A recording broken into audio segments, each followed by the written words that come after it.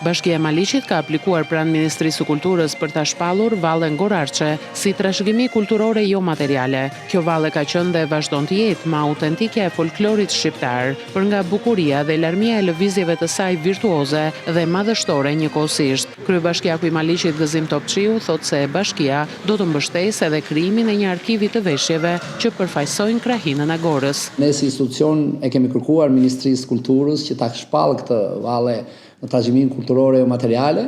Valla Gorarçe është një personifikim i zonës tonë, i Gorës, edhe do ishte shumë e rëndësishme nëse kjo do merresh në konsideratë. Ne patjetër do të jemi në mbështetje edhe të krijimit të një arkivi sa më të mirë të veshjeve popullore që përfaqësojnë Gorën.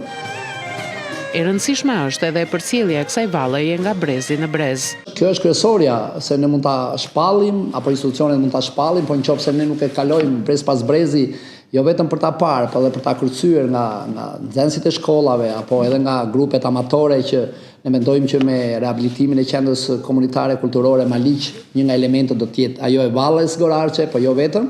Kështu që të shpresojmë që kjo të jetë e ndërthurur dhe të çojnë në një linjë të dy aspekte.